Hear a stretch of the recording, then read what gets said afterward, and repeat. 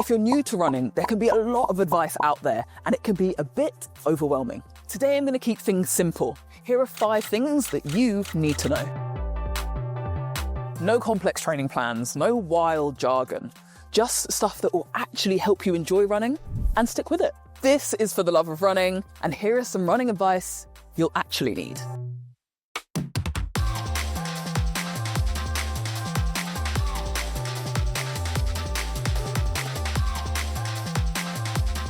Let's start with one of the biggest mistakes new runners make, and that is their shoes. Now, they don't have to be the most expensive shoes in the shop, but they just have to be right for you specifically. If you can, get yourself to a proper running shop. Tell them you're a new runner and they're going to look after you. That's exactly what they're there for. Remember, the best shoe for you is the one that makes running feel easy. So I have 3 key shoes in my rotation. My first one that I love is my Nova Blast from Asics. That is a shoe that I go to for pretty much all my easy miles. My second shoe is the Nike Pegasus Plus. They're both firm yet responsive, and for a lot of people maybe not automatically comfortable when you put them on, but to run in, they're a 10 out of 10. My third and final shoe is a carbon plated shoe. So that shoe that I use for race day. If you are completely unsure and don't know where to go or look to for shoes, there's a wonderful place called Profeet based in Fulham. It is a sports lab on the high street and they look at everything to do with your mechanics and your running, and it is just absolutely ideal.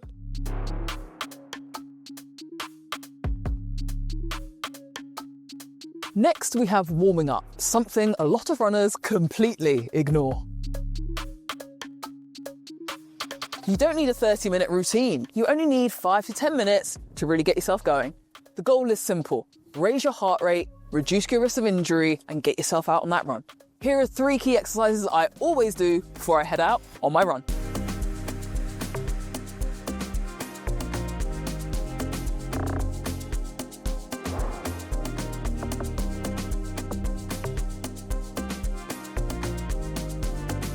Now let's talk about fueling. This is a really important one.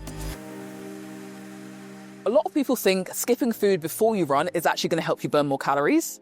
In reality, it's going to work against you. If you're running on empty, your runs are going to feel altogether a lot harder. You might end up losing motivation, and you might not also recover well. Even if it's taking on something small, it's a lot better than running on empty. Fueling is so individual to the person. It is so unique, but there are some key basic things we need to know. Eat before you run, especially women. Now, with our cycles, with our hormones, with everything else that goes on, lots of research recently has gone into it.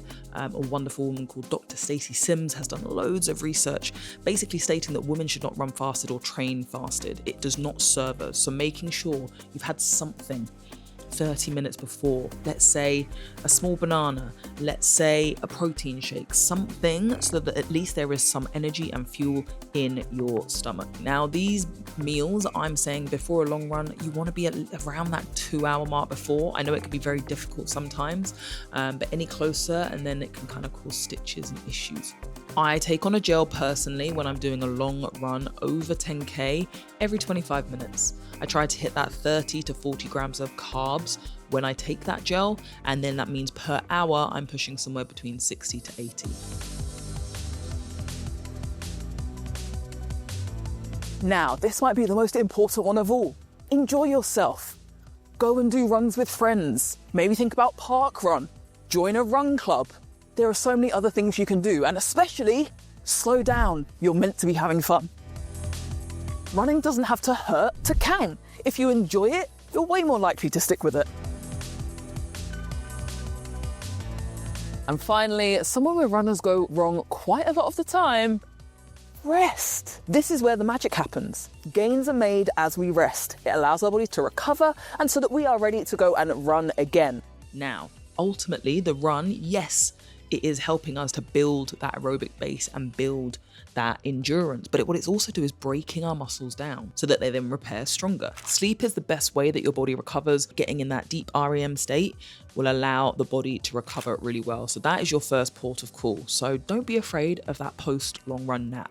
It's okay to pull back. It's okay to take an extra rest day so you can come back stronger the next. So make sure, even though you're enjoying all that running, you're getting the rest in too. So there you go, there's your 5 simple tips to not only help you start running, but also to enjoy it. If you're new to running, let us know in the comments what you found helpful. So if you enjoyed the video, give it a like, subscribe to the channel, and follow For the Love of Running across all of our socials. I'll see you on the next one.